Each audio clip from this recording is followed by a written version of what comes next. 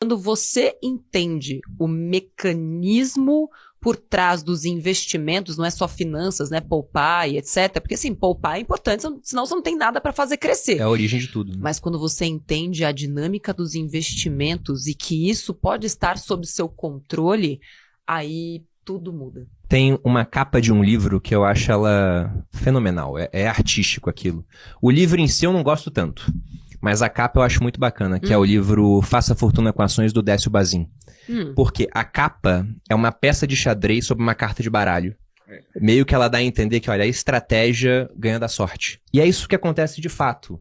Né? Então, quanto mais tempo você tem disposição ao mercado, mais você vê o quanto é importante o nível técnico, mas também a parte comportamental que você pega ao longo do tempo. Porque você tem analistas, economistas, pessoas muito instruídas quanto a nível técnico, que não vão fazer dinheiro no mercado porque não tem a parte comportamental. O que é o comportamental? É o cara gastar menos do que ele ganha, pegar essa diferença, investir com foco em longo prazo, não tirar na hora que o mercado derrete. Na verdade, colocar mais dinheiro em muitos momentos, quando tem fundamento para isso. Então, esse aspecto comportamental é muito importante. E isso é uma parte de seguir uma estratégia. Você define o plano e segue o que está previsto. Bruno, quantas pessoas já te seguem hoje nas redes sociais? Proporção, assim. No Instagram são 2,9 milhões. Olha, cara, muita gente. No YouTube tem 1,2. No TikTok tem mais 1. E no OnlyFans tem uns 50 mil. Mas é outro conteúdo. Tô brincando, gente. Não tem OnlyFans. Pega do pezinho, tá fazendo? Mano, eu já ia... Lembra que eu te mostrei o negócio da pega do pezinho? Sim. Cara, eu fui postar no Instagram uma foto do meu pé brincando, que eu falei assim pro pessoal, pelo que você me pagaria 50 mil? Eles mandaram de sacanagem, foto do pé, manda foto do pé. Eu tirei uma foto do meu pé e postei assim, manda o Pix. O Instagram me classificou como ator pornô. Diminuiu meu alcance em 90%. Mano. Ficou um mês assim, eu tive que reclamar com o pessoal do Brasil, mandaram um e-mail pros Estados Unidos, e no e-mail tava lá, it's a false positive, he's not a porn actor.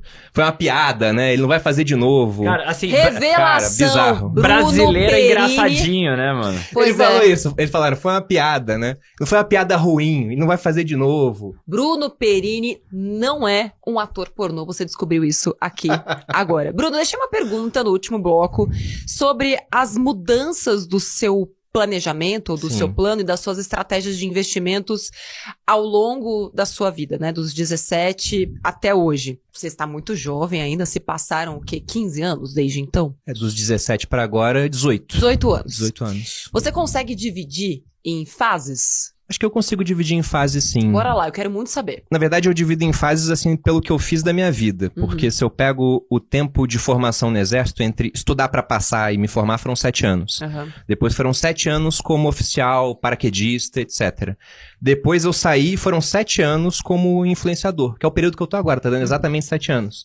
Até virei pro meu sócio, pro Thiago, e falei, cara, tá dando 7 anos, e aí? O que a gente faz agora, né? E você sabe que o 7 é o número da Bíblia, né? É o número da perfeição. Já me falaram isso, desses ciclos de 7 anos, que não é só comigo. Não queria dizer nada. Mas também tem os setênios, que é um outro estudo, que fala que a gente tem revoluções internas também a cada 7 anos, que é super interessante, que você consegue encontrar similaridades na história de muita gente, assim, nessa questão dos setênios. Mas vamos lá, então. De 7 em 7, como é que você classificaria os últimos 3 setênios, assim? Eu diria que foi uma jornada de sair da burrice ficando cada vez menos burro. E menos arrogante também.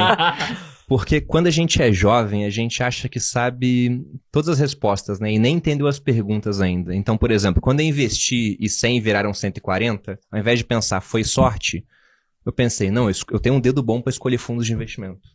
Será que esse dedo não pode ser replicado para ações, por exemplo? E até poderia, mas não com o conhecimento que eu tinha naquela época. Eu era um cara que naquela época olhava uma ação que estava R$15, a outra estava 10, eu pensava que tá 10, tá mais barato. Mas eu nem olhava os números da empresa para saber, porque de 15 poderia a empresa estar dando 1 bilhão de lucro e a outra estava dando prejuízo, por exemplo.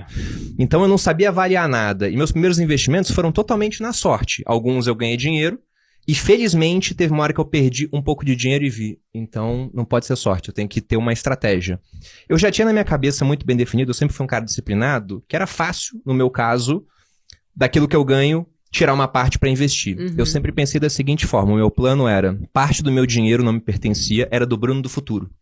Então sempre investia pensando nesse cara que dependia exclusivamente de mim, porque é engraçado, né? As pessoas estão acostumadas a pagar boleto em casa. Chega a conta de água, o cara paga, e senão vão cortar água, vai ter juros, vai ter multa, luz, mesma coisa, telefone a mesma coisa. Agora, não tem um boleto do eu do futuro que chega para essa pessoa. Se ela não paga, ninguém vai pagar aquilo. Então eu tinha um boleto do Bruno do futuro, e era o primeiro que eu pagava. E se num mês eu não pudesse pagar, E era 30% do que eu ganhava. Tinha juros pro Bruno Tinha do futuro. juros, tinha multa, Excelente. porque esse cara dependia totalmente de mim.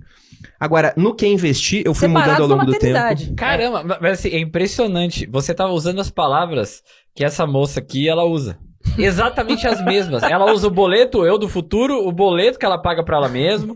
É impressionante, mano. Mas é porque tem pessoas que veem Você assim. estudou tipo, com ela? Na verdade, deve ter tido uma boa influência, no Sim. final das contas.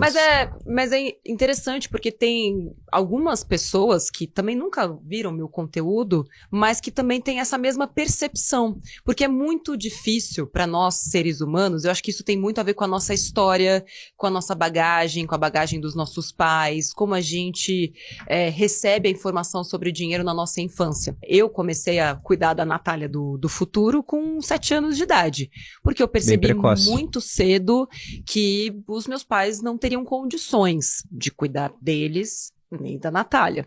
Então foi aí que eu pensei, cara, se eu não der um jeito aqui, ninguém vai dar. Então foi muito cedo que eu já comecei a pensar na Natália do futuro e entendi que eu era 3 pessoas ocupando o mesmo corpo. A Natália do passado, do presente e do futuro, que a gente também não pode esquecer do eu, do presente, né? Nós somos 3 ocupando, porque senão fica só sobre o futuro e aí a vida fica muito sem graça. Né? Mas isso mostra o quanto você era madura quando era criança, porque em economia você tem um conceito chamado preferência temporal, que é a questão de como o homem ele prefere as coisas antes do que depois. Isso é racional, né? Você prefere dinheiro agora do que daqui a um ano. Só que o ponto é, e se o dinheiro daqui a um ano for maior? Eu chego pro pessoal que tá assistindo agora e falo, você quer 1 milhão agora ou daqui a 12 meses? O cara quer 1 milhão agora. Mas eu falo, tá, mas é 1 milhão agora ou 1,5 milhão daqui a 12? Aí já compensa esperar. 50% de juros é muita coisa. Só que não é natural pro ser humano esperar. O ser humano, ele nasce muito imediatista. A criança é aquele bicho com a preferência temporal mais alta, ela quer tudo agora. Conforme vai crescendo, ele vai aprendendo a esperar. A preferência temporal vai ficando baixa. E na fase da velhice, volta a aumentar, porque a gente vê que não é eterno. Então a gente quer as coisas mais cedo. A pessoa madura é aquela que entende que a gente tem que barganhar com o tempo, que vale a pena esperar agora para ter mais depois. E quanto antes a pessoa realiza isso, melhor ela tende a ter o seu futuro. Tem um estudo feito em Stanford, que é aquele conhecido estudo do marshmallow. Sim. Levaram grupos de crianças, colocaram em frente às crianças um marshmallow e falaram, vou deixar o marshmallow aqui. Eu vou sair, quando eu voltar, eram uns 15 minutos, se você não comer, você ganha 2. Algumas crianças não comiam, tem um vídeo na internet que é maravilhoso, mostra eles lá se estapeando para não comer. Outras comiam. Eles acompanharam as crianças e viram, ó, quem não comeu tinha um IMC mais baixo, ia melhor no vestibular, ganhava mais depois. Eu até acho que foi uma sacanagem com a criança que comeu. Tinha que falar, olha, eu vou sair da sala, se você não comer, você ganha outro, se comer, você vai ser um fracassado e não vai conseguir mais nada. Porque a criança ia ter noção real, né? Porque não era um marshmallow. Mas eles também não sabiam o que ia acontecer com aquelas crianças depois, né? Não, eles não sabiam, de fato. Inclusive, teve criança, o Taylor fala isso no livro dele, chama Misbehaving, que ele descreve todo o desenvolvimento da economia comportamental. É muito bom esse livro, inclusive. Que teve criança que comia o marshmallow e escondia pro cara não ver. Eu vou comer, mas eu vou dar um jeito de parecer que eu não comi. Essa, imagina, virou um estelionatário.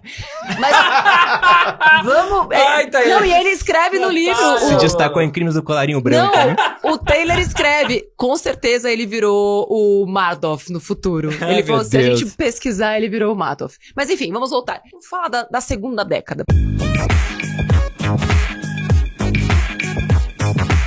Primeiro, você falou que você era... Agora você é menos burro. Então, o primeiro era mais inconsequente, você achava melhor do que tudo. Aí depois você percebeu, opa, não é tão simples assim. Preciso aprender. Então, e a segunda fase? A primeira fase seria o burro arrogante. Tá. Aí na segunda fase, eu já tava mais nivelado. Eu vi, olha, eu não sou nenhum gênio do mercado.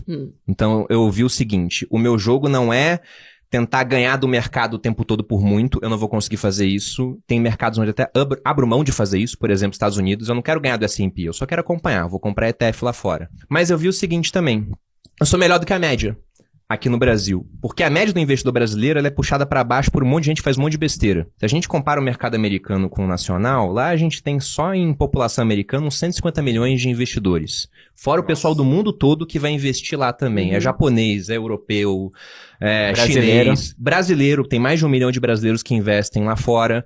Então, nesse mercado com tantos participantes, tanta abundância de informação, com IA, com algoritmo rodando 24 horas, com custo baixo para mudar de ideia, era ilusão eu pensar que eu, entrando de vez em quando, para fazer algum tipo de compra, de venda, ia ter mais informação, melhor desempenho do que esses caras.